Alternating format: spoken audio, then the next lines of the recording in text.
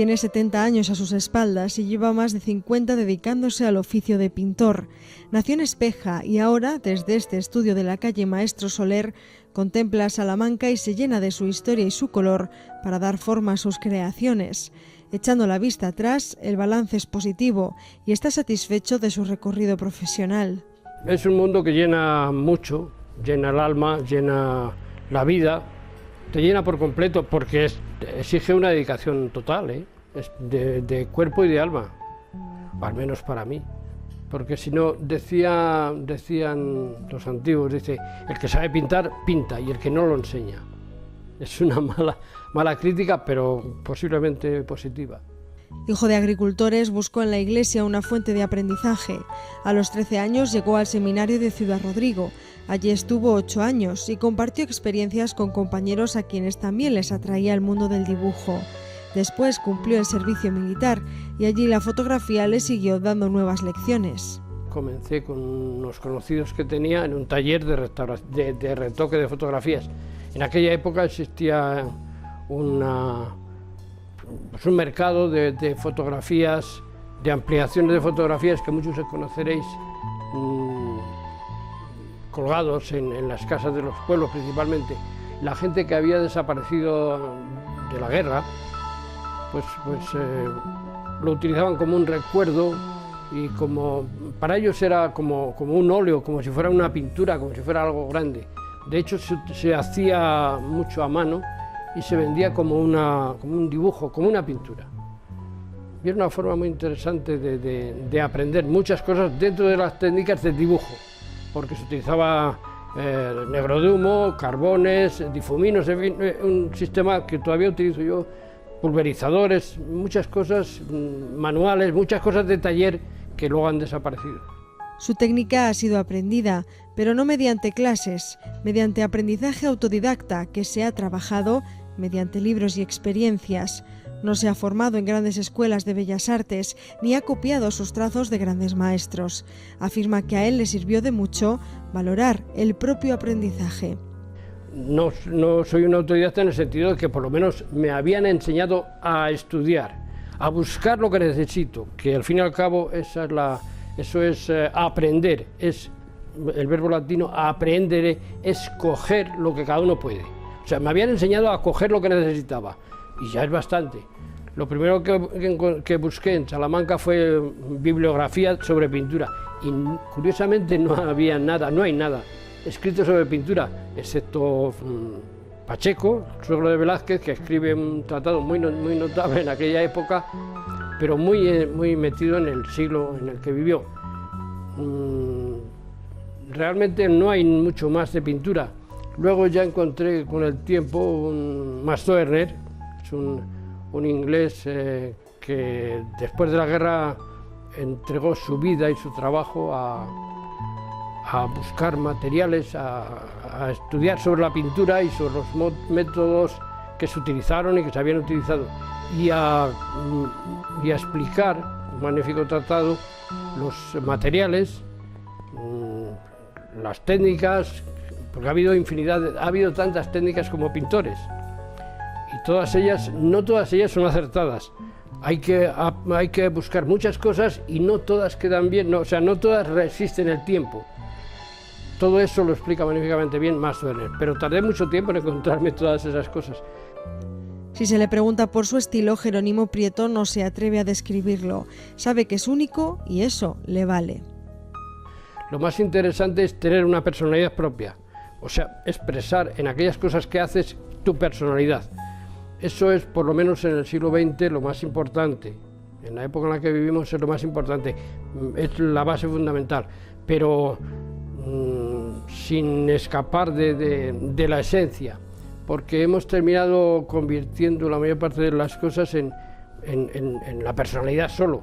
O sea, la personalidad de una obra puede ser muy interesante, pero puedo ser un loco y magníficamente represento la personalidad, o sea, se ve magníficamente la personalidad. Cuanto más loco sea, mejor se ve la personalidad de las obras, pero eso no indulta a nadie.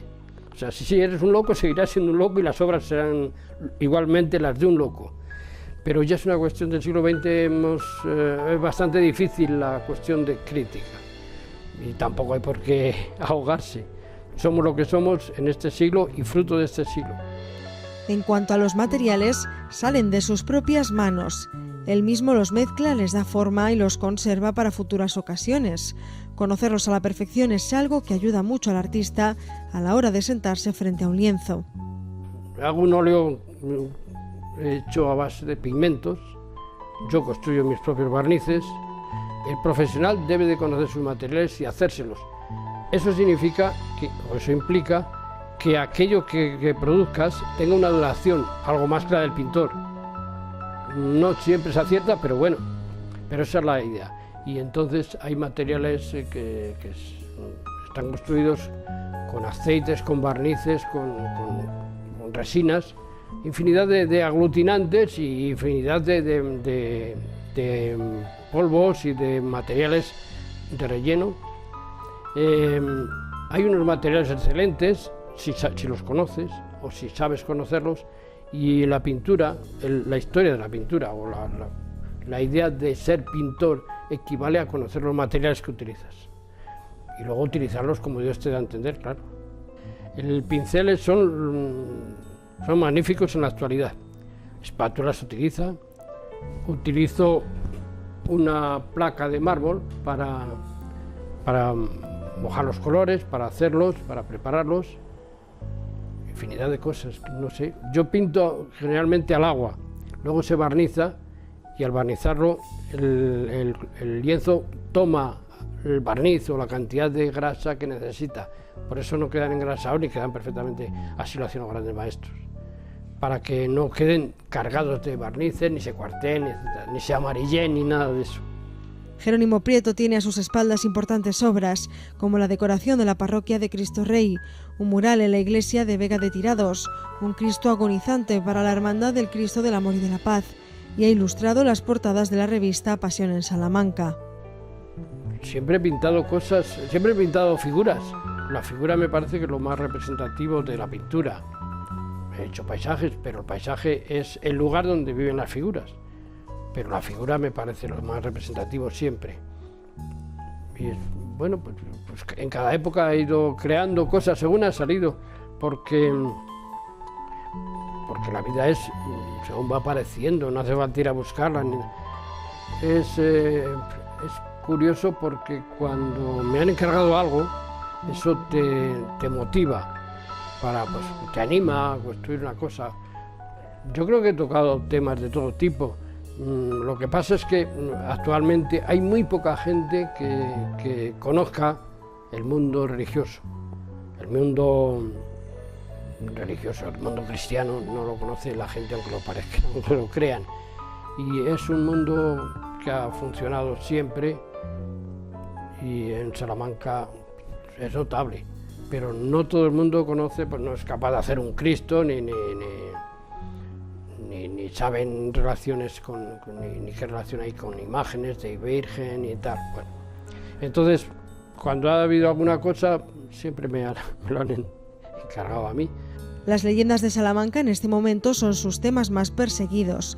Plasmar a la moza de Ánimas, la historia de la Sierra de Quilamas o el personaje del ciego Sabino son ahora sus retos. Si tuviera que quedarse con algunas de sus obras, lo tendría difícil.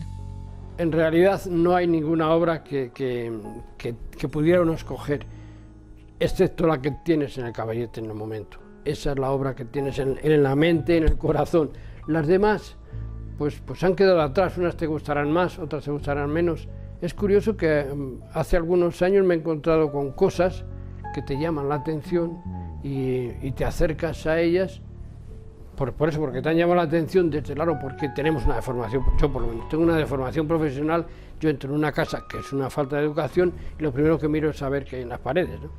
Y cuando hay algo que me llama la atención, por el cuadro, por lo que sea, me acerco, y me he acercado más de una vez a cosas que, cuando he llegado, pues sí es mía, pero que no me acordaba de ella, ni de cuándo lo hice, ni nada. Si me llama la atención, significa que hay alguna relación entre lo que yo hice y lo que ha quedado en la obra. Eso es interesante. Pero en realidad decir, pues me gusta esto, pues no, hay cosas que se puede uno sentir más o menos honrado con ellas, o más o menos orgulloso, si se puede decir, pero decir, yo escogería esta, pues no. Y si alguna vez me dijeran, ¿qué llevarías a un museo? Pues no sabría qué llevar a un museo. Me daría vergüenza que una cosa mía lo viera en un museo. Hasta ahora todavía no he tenido esa suerte. Cuando piensa en las personas que admiran algunas de sus obras, siente un poco de vergüenza. Para él sus creaciones son parte de su propio ser, de su vida, y mostrarlas al público es todo un voto de confianza. Da un poco de vergüenza, es como estar expuesto a la contemplación de los demás. Y bueno, pues no es ni crítica ni nada. No sé, pues es un poco el temor de decir, hoy mira, esto... Y cuando encuentras cosas, luego te pueden gustar más o menos, las has hecho con pasión y con sentimiento, te pueden gustar más o menos, pero generalmente las que te encuentras en lugares de ese tipo, las hiciste con el cariño suficiente, y eso se nota siempre. Y bueno, pues es una obra que hiciste en aquel momento y para lo que fuere, y pase lo que pase, forma parte de la historia, tú ya no formas parte ni de ella. Jerónimo Prieto no necesita que se le recuerde cuando acabe sus días de pintor. Él ya se siente parte de la historia y con eso se siente suficientemente recompensado. El hecho de que te recuerden ya es mucho. He vivido, he sido pintor, que era lo que quería ser. No sabía lo que era ser pintor, ahora ya lo sé, pero me parece una vida muy interesante. Yo no sé si todas las vidas serán interesantes para los demás hombres, pero la mía ha sido interesante, no digna de ser recogida en ningún libro ni nada de eso, pero a mí me parece interesante. He hecho lo que quería hacer, no era lo que yo me imaginaba, porque los niños nos imaginamos un mundo de fantasía que no es tal, pero bueno, he aprendido también que no era una fantasía y que había un mundo parecido a lo que yo pretendía llegar a ser, y he formado parte de ese mundo, y eso es mucho.